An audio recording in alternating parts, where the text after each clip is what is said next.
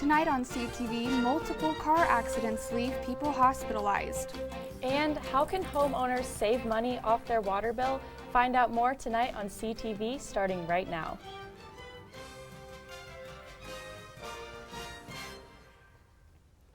Good evening, Rams. I'm Mattison Brumagim.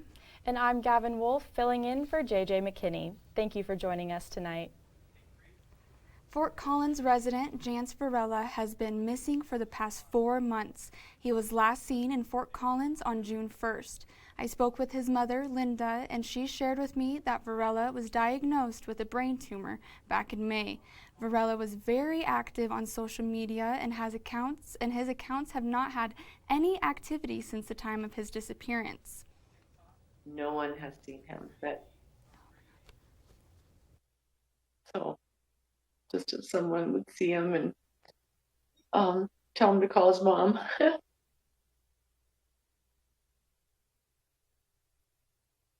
Varela is a 40-year-old male. He is 6'4" and he has hazel brown eyes. Justice Takes Flight, a group of volunteers that help the missing, will be doing a canvassing search for this Saturday morning at 9. If you are interested in volunteering, the search will take place at Gustav Swanson Natural Area right here in Fort Collins. Now let's head over to weather with Adam Carlson and see if these cool temperatures will last us into the weekend. Adam? Thanks, Gavin. So looking at tonight's current conditions, we're going to see it's mostly cloudy out, and then we're going to see a temperature of 72 degrees, keeping us nice and warm as we go into these nights. Humidity of 39% and 6 miles per hour wind. Sun just went down a bit earlier tonight, 6:45. Looking at the weather throughout the day, we're going to see that people are still out enjoying the nice, cooler temperatures, but those storm clouds are starting to form. Which are kind of ominous, and that wind is starting to get blowing, showing us that it's truly fall. Now looking at the overnight lows, we're going to see that down this I-25 corridor, we're all in that mid-50 area. Heading over to the east, we're going to see that Sterling and Limon are high 40s, and Burlington and Lamar both 53. Looking at the mountains, we're going to see Craig is at a nice 47, and then Vail and Telluride in those mid-40s, Gunnison, Alamosa mid-30s, and Grand Junction hitting 58. For tomorrow's highs, we're going to see down the I-25 corridor once again that we have high 70s and 86 in Pueblo. Looking at the eastern plain, we're going to see generally in the 80s, Burlington hitting a high 88 and 91 in Lamar. Looking over at the mountains, we're going to see Craig at 66 and Vail and Gunnison 62 and 67 respectively. Telluride at 58 and Alamosa and Grand Junction both at a 74. Tomorrow's conditions, we're going to be looking at thunderstorms with a high of 76 and a low of 50. So make sure to get those umbrellas out. Looking at the 5-day forecast, we're going to see that it is mostly cloudy this week. Monday hitting us with some rain, Tuesday, Wednesday at a nice 67 with a low of 44 and 45. Thursday's your only day for the sun, so take it while it lasts. And Friday's going to hit us with a 69 and a low of 44. Back to you, Madison. Thanks, Adam. A 17-year-old pedestrian was a victim of a hit-and-run early Monday morning. According to a Facebook post in a Fort Collins neighborhood watch group posted by the victim's father, the teenager was walking to school around 7:30, utilizing the light-up crosswalk just west of the King Soopers off of Taft Hill and Elizabeth. While he was on the crosswalk, a dark blue mid-size SUV hit the teen. The driver stopped briefly but ended up driving away and fleeing the scene. The victim described the driver as a female around the age of 20, blonde hair, and was wearing sunglasses. He also believes the SUV had stickers on the rear passenger side window. The victim was transported to the hospital, but it is reported that he was scraped up and did not sustain life-threatening injuries. A report was filed, but there is not any additional information on the status of the investigation. that's not the only driving incident that took place this past week. An elderly person was cited with careless driving, resulting in bodily injury after crashing into Venus Nail Salon Friday morning. Fort Collins police officer Brandon Barnes said the driver accidentally drove their Hyundai SUV into the nail salon located off of South LeMay Avenue. The SUV drove fully into the nail salon. As a result, one of the employees was transferred to the hospital with leg injuries. Venus Nail Salon will remain closed until the building is inspected for structural damage and the salon is cleared to reopen. A motorcyclist died from a crash that happened at the intersection of East Mulberry and Peterson Street on Monday afternoon. According to Fort Collins Police Services, the crash occurred between the motorcycle rider and a GMC. The investigation concluded that the GMC stopped at a stop sign before proceeding into the intersection when the crash took place. When officers arrived on the scene, the motorcyclist sustained life-threatening injuries from the crash and was later pronounced deceased. The crash on Monday is the second fatal accident involving a motorcycle rider in the past 2 weeks. Both riders were not wearing helmets. Tune in next week for a more in-depth look on helmet safety here in Fort Collins. Roughly 38% of college students suffer from food insecurity. If you're struggling to find out where your next meal is coming from, you are not alone. Live reporter Abby Flores has more on resources available for students at CSU. Abby? Thanks, guys. Rams Against Hunger opened up a new food pantry last January, but some students tend to shy away from the resource due to social stigma. Last week, I decided to visit the pantry to get deeper insight on the positive impacts it has on the CSU community.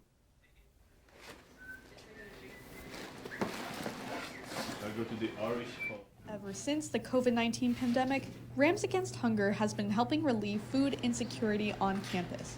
The new location at the General Services Building, however, hasn't been getting many visitors. There seems to be a stigma utilizing this resource, even though all Rams are welcome. We chose this location, or rather it chose us, because real estate is difficult here on campus. There's no mystery about that. But this came open and we recognized that its proximity to the Max line, so that was one good thing. And also, it's still on the beaten path per se. Partnered with the Food Bank of Larimer County, fresh produce and snacks are made available on shelves, and the staff truly know how to make everyone feel welcomed. We try to foster an environment here at the pantry that sort of takes away any pressures to do anything, any pressures to act anyway. We get a new delivery, a couple new deliveries every week, so we're always in stock of something. As a nation, we actually dispose of 40% of the food we produce. So that is 40% food waste. And if that is what helps a student, a staff, a faculty feel better about utilizing this resource, great. For anyone who's cautious about coming in or shy or nervous about it, don't be, because you're not alone and it's not a shameful thing at all.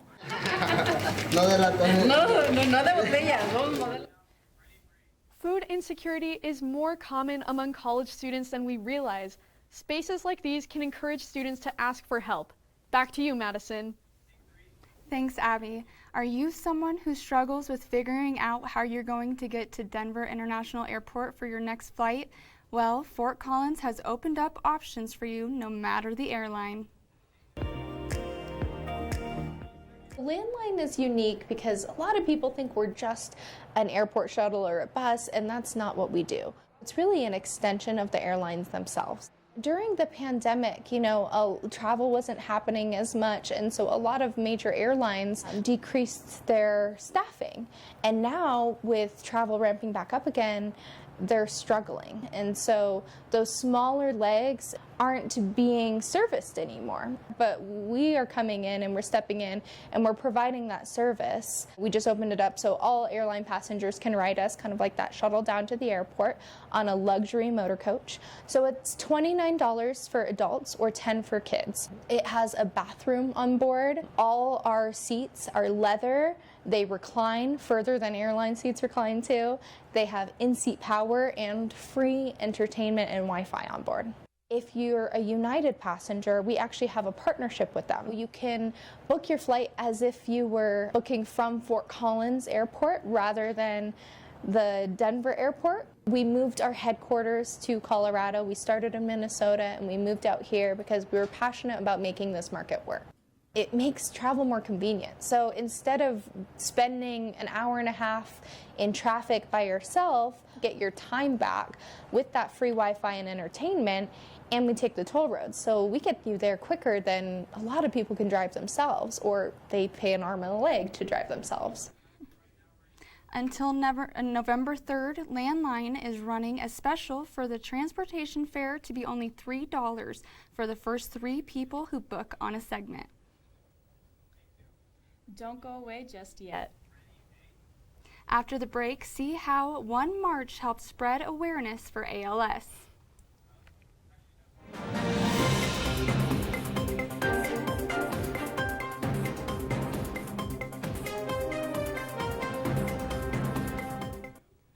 Welcome back from the break, Rams. An annual citywide pledge to help save water is taking place for Fort Collins residents this month. The Shift Your Water campaign prompts residents to turn off sprinkler systems by October 1st to save money and water. On average, the community uses around 15 million gallons of water per day during the winter months. And last year, the campaign saved nearly 2 million gallons of water. The pledge is directed toward homeowners, but renters can also do their part. Limiting shower time to 5 minutes, only washing full loads of laundry or dishes, and turning off the faucet while not in use are also effective ways to save water. The city encourages eligible residents to turn off sprinkler systems by October 1st for a chance to win $50 off their water bill. Residents can take the pledge at the Fort Collins City website. Another pledge that people have been taking to raise awareness for ALS and finding a cure. CTV reporter Zoe Hayman has more. Zoe? Thanks, Gavin. The Rocky Mountain chapter of the ALS Association had its annual walk at City Park this past weekend to spread awareness about the disease. We are holding our annual Walk to Defeat ALS up here in Fort Collins at City Park to raise awareness for people who are living with ALS and to help support and advocate for all the families living with the disease. The Rocky Mountain chapter of the ALS Association focuses on supporting those with the disease. Events contributing to the movement are taking place year-round. Yes, we're advocating, we're having events all throughout the year. So the second weekend of October, we have the Denver ALS Walk. And then earlier in the year, in May, we have the Colorado Springs Walk. So we're really trying to target, all of our Rocky Mountain chapter. We serve Colorado, Wyoming, and Utah.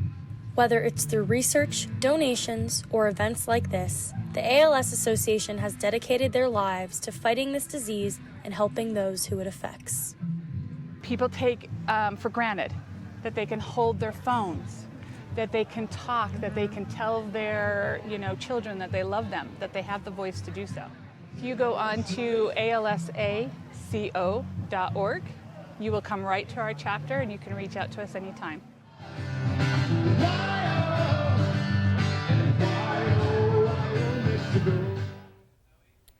Visit alsaco.org if you need information about upcoming events or ways to donate.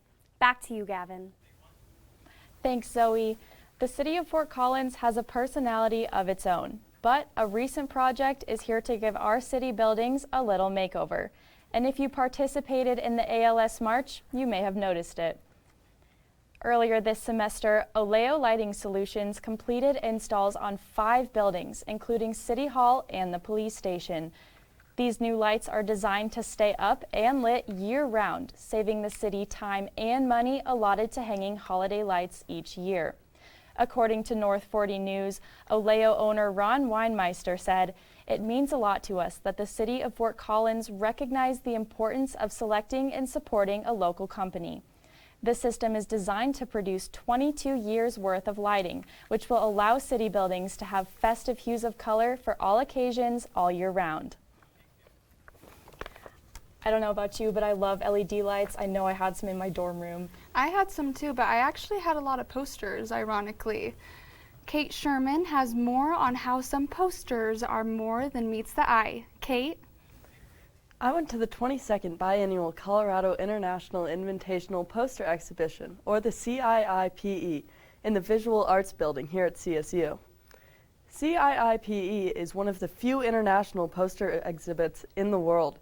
This exhibit was founded in 1979 and has been going on ever since. The main attraction this year was Apex Lin, a Taiwanese designer. He is responsible for some of the visual identities of some of China's largest companies.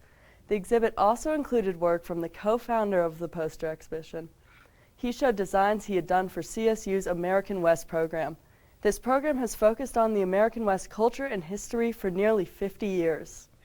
I really love this poster exhibit. Posters, I think, are a underrepresented media form, kind of, in the sense that, like, I feel like it's not as recognized as, like, a really awesome art form as, say, like, painting and sculpture. This exhibition will be going on until November 4th. I really enjoyed seeing all the art. Back to you, Gavin. Thanks, Kate. The pandemic has affected us all, and this semester has started to look like the normal we were used to pre-pandemic. But for many people, the transition back to full in-person learning has not been easy. With campus fully opened back up for in-person classes, students are settling into the semester with busy schedules. I remember like freshman year COVID times, everything was online. It was just so easy to like get up, attend your class in bed and everything. And it's like, it takes a little more motivation to get up in the morning and be like, oh, I gotta make the trek to campus and everything. And so I think that, along with the idea of like being surrounded by all these people, is kind of anxiety-inducing in some ways. Students are also feeling the pressure to put more time into studying. There's no more online open tests, whereas it's more in-person closed notes, so I have to devote more time to studying rather than just kind of opening up my laptop at home and just figuring it out then. But when I do put in more effort and more work, my grades do tend to be better. In-person classes have made communication easier for students. Although being surrounded by people is kind of anxiety-inducing, I would say having classmates is such a big positive, because now you get to actually like sit and connect with people, and it's easier to like reach out if you need help or anything, or like make study groups, and I think that's been really beneficial to like my studying habits. For these students, self-care and perspective have made it easier. It's having the positive outlook that I do want to be back in person and I want to be on campus in order to keep up with being a good student. Listening to your favorite music during the day, you know, just like little things to ensure some like stability and like self-care and everything, and just like relaxing and all this hustle and bustle. Getting back into the groove of in-person classes has been hard for a lot of us, but it's encouraging to see that we're not alone in this adjustment. I know that I've definitely had a hard time studying for those in-person exams coming back from COVID. Yeah, it's honestly taken up all of my time. So. Well, Rams, that's all the news we have for you tonight. But stick around, because Leah Kukowski is up next to tell you all about the man, the myth, the legend, Aaron Judge. We'll be right back.